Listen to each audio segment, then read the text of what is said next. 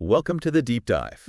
We're the place where we plunge headfirst into those complex worlds you want to understand better, quickly, and really thoroughly. Glad to be diving in. Today we're setting our sights on, well, one of the most distinctive and, frankly, formidable factions in the whole grim-dark universe of Warhammer 40,000. Ah, the Iron Hands. Exactly, the Iron Hands.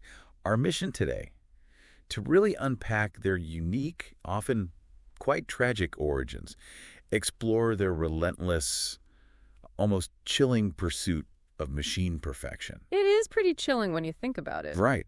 And ultimately understand what makes them such a dominant, though maybe highly specialized, force on the tabletop. It's a great mix of lore and strategy. It really is. This isn't just about, listing facts. It's about diving into this compelling blend of lore, philosophy, and, strategic insights that shape who they are. Okay, let's unpack this. Let's do it. So, to really get the Iron Hands, we have to start right at the beginning, their genesis, way back during the Imperium's earliest days. The very beginning. Yeah, these aren't just any Space Marine chapter. They are one of the first founding Loyalist chapters. That means they're among the oldest, created by the Emperor himself. Originally the X-Legion. Precisely, descended from the X-Legion. And absolutely central to their identity, kind of carving their very soul, is their Primarch, Ferrus Manus. Also known as the Gorgon.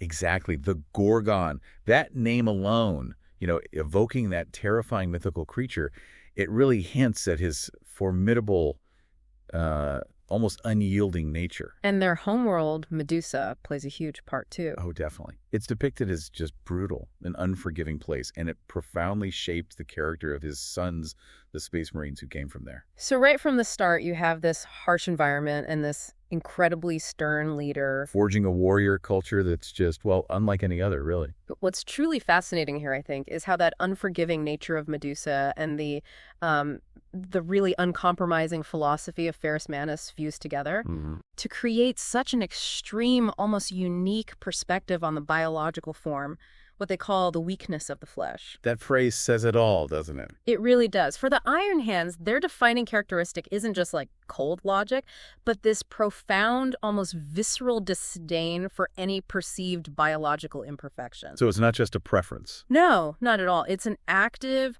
relentless, you could almost call it a spiritual pursuit. They're constantly, willingly, maybe even eagerly, replacing biological parts with bionics.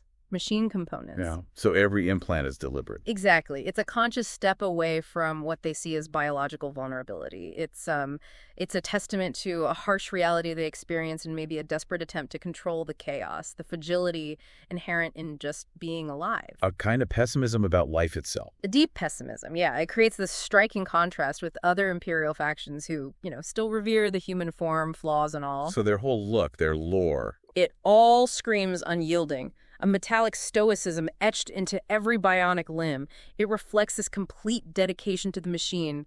They view any kind of weakness, especially biological, with just absolute unwavering contempt. That profound, almost tragic embrace of the machine is... Yeah, it's captivating. It makes you wonder, though, in the wider Imperium, this vast, often chaotic empire trying to keep humanity going, how does that extreme focus actually manifest? Does it isolate them? Or it makes them essential? Exactly. We know they maintained unwavering loyalty during the Horus Heresy, that massive civil war that almost destroyed everything, which is, a huge testament to their duty. Absolutely. Critical loyalty. And like many other Loyalist chapters, they contribute veteran battle brothers to the Death Watch. Right, the specialist Xenos hunters. Yeah, that elite inter-chapter force dedicated to combating alien threats across the galaxy. So they're clearly dedicated, but it feels like their dedication has a very specific mechanical flavor. Well, if we connect this to the bigger picture, their unwavering focus on efficiency and mechanical enhancement doesn't really isolate them. I'd argue it makes them indispensable. Indispensable, but maybe grim. Oh, definitely grim. And maybe unfeeling, but indispensable to the Imperial war machine. While other chapters might bring, say, fervent zeal or raw aggression. Like the Blood Angels or Space Wolves. Exactly. The Iron Hands bring a methodical, almost industrial approach to war. Their unique, machine-focused nature means they interact with threats in a very practical, unyielding way. No fuss, just efficiency. Pretty much. For them, it's not about glory or individual heroics. It's about the most effective, most durable way to eliminate a problem. And for the Iron Hands, that almost always means more steel and less vulnerable flesh. Makes sense they work closely with the Adeptus Mechanicus then. They often do, yeah, given that shared reverence for technology. Though, interestingly, even there, the Iron Hands push the boundaries of what's considered sacred machine. They take it further. That grim, unyielding philosophy. It sounds like it would translate directly to how they fight on the battlefield, right? Absolutely. So Yeah. when you're looking at an Iron Hands army on the tabletop, what's the first thing that jumps out at you? The thing that embodies that machine over flesh idea. Ah, okay. Tabletop. Yeah, here's where it gets really interesting for anyone thinking about commanding these titans. Well, their unique lore translates very directly into their gameplay. They heavily emphasize overwhelming firepower and, crucially, exceptional durability. Durability, that makes sense. Yeah. When you look at an Iron Hands army composition, it's immediately distinctive. You're talking about a significant presence of tanks, hulking dreadnoughts. Those walking sarcophagi for heroes. Right. Those combat walkers housing critically wounded space marines, and just an array of long-ranged weaponry. They are designed, really, from the ground up to be a formidable ranged force that can just weather almost anything you throw at them. Okay, so they can take a punch and punch back hard from afar. Precisely. This raises an important question, though. How exactly do they leverage this mechanical prowess into such a formidable battlefield presence? Right, what are the mechanics? Well, on the table, their units possess exceptional durability. You see enhanced resilience for both their vehicles and even their bucentry. It's almost like their bionics translate directly into, stubbornness on the battlefield. Harder to kill. Much harder. They also have impressive access to powerful tech and, importantly, repair abilities through their tech marines. The battle priest mechanics. Exactly. Those guys are crucial. They keep those key mechanical units in the fight longer, often shrugging off damage that would cripple other forces. And they can sustain the advance. Yes. And their unique battlefield rules, the chapter tactics, are specifically designed to enhance their vehicles and tech marines, making those units even tougher, even more effective. Like what, specifically? For example, their vehicles might gain damage reduction abilities, making them incredibly difficult to take down. Plus, they get unique benefits that further enhance their heavy weaponry. So, better shooting, too. Oh, yeah.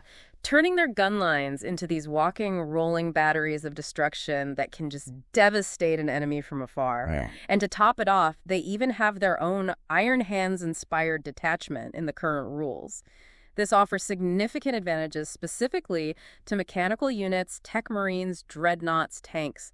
It really promotes a gameplay strategy focused on overpowering the opposing army through sheer, unyielding mechanical might and attrition. So you're not trying to outmaneuver? Not primarily, no. You're trying to outlast and outgun, grind them down. That sounds incredibly potent, a truly relentless advance. But I mean, no force, no matter how formidable, is without its vulnerabilities. Right, of course not. Every army has a weakness. While their strengths are undeniable, especially with those heavy armored units, that strong focus, it can make them less mobile than other forces, surely. That's a key point. Less mobile, definitely. Which might limit their flexibility if they need to adapt quickly, maybe to a rapid assault strategy from a fast, aggressive enemy. So if someone can get in close, fast. If your opponent can get into close combat quickly, yeah, the Iron Hands can struggle. They prefer to keep you at arm's length. And that reliance on machines, that's target, isn't it? It can be. If you're playing against them, that reliance could potentially be exploited by armies with strong anti-armor tactics, units specifically designed to, punch through thick plating. Like melt-a-guns or less cannons. Exactly. Plus, their units, they tend to have high points costs in the game. Ah, so they're expensive. Very. Which means building an Iron Hands army requires careful strategic planning, resource management.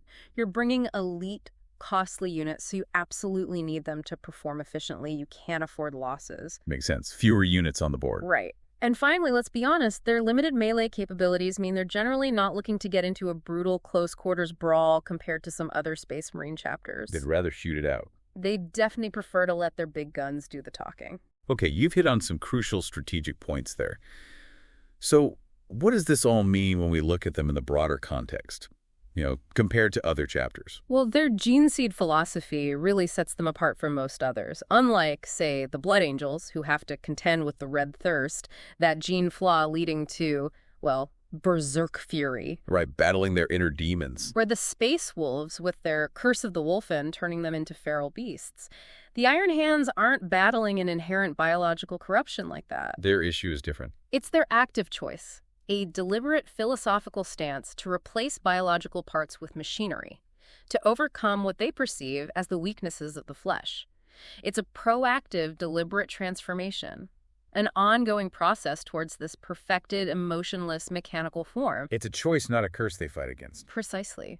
And in terms of gameplay, that emphasis on ranged firepower and overwhelming durability with mechanical units, it contrasts sharply with the aggressive, melee-centric styles you see elsewhere. Like the Blood Angels you mentioned, or the Space Wolves. Or especially the Black Templars, who are all about those crusading charges right into the enemy lines. Very different approach. So how do they compare to other shooty chapters, like, say, Dark Angels or Imperial Fists? That's a good comparison.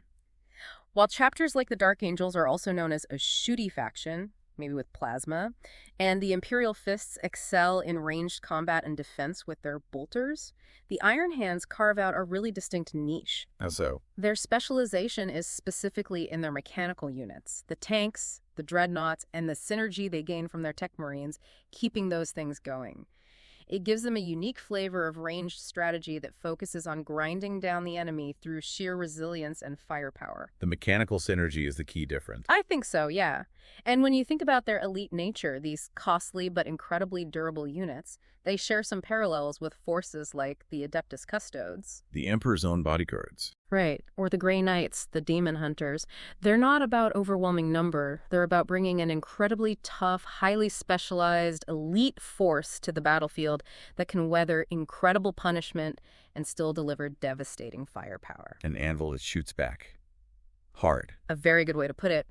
Considering their relentless pursuit of machine perfection and their almost clinical disdain for the organic, it really does raise an important question for us to ponder, something that extends beyond the battlefield. Okay. At what point does their quest for mechanical purity cease to be an enhancement of humanity and instead become something entirely different, perhaps even post-human? Huh. How does their philosophy challenge our traditional notions of strength and weakness within the Warhammer 40,000 universe, where the human form is often revered yet also seen as deeply flawed? Is their path the ultimate evolution, maybe? Or is it a tragic loss of what it means to be human in the first place? Wow. That's a truly thought-provoking question. And it really encapsulates the core of the Iron Hands identity, doesn't it? Their unique, maybe uncomfortable place in the Imperium. It lies right at the heart of who they are. We've explored their austere origins on the brutal homeworld of Medusa, their cold, unwavering philosophy of replacing flesh with steel. The weakness of the flesh. Right. Their crucial and unyielding role in the Imperium's endless wars, and how all of that translates into their formidable and distinctive presence on the tabletop. Covering the lore, the philosophy, the gameplay. Exactly. And we've also highlighted their unique strengths and those strategic nuances, the weaknesses too, that make them such a challenging yet maybe rewarding force to command or face across the table. Definitely a unique challenge. Well, thank you for joining us on this exploration of the Iron Hands. My pleasure. It's a fascinating topic. It really is. If you found this deep dive as interesting as we did, please do share it with others who might be curious about the grim, dark future of Warhammer 40,000, or, just love a good story about philosophical warriors pushing the boundaries of what it means to be human. Spread the word. Please do. And of course, make sure you're subscribed to The Deep Dive for more explorations into complex and fascinating topics like this one. More deep dives to come. Absolutely. Until next time, keep digging deeper.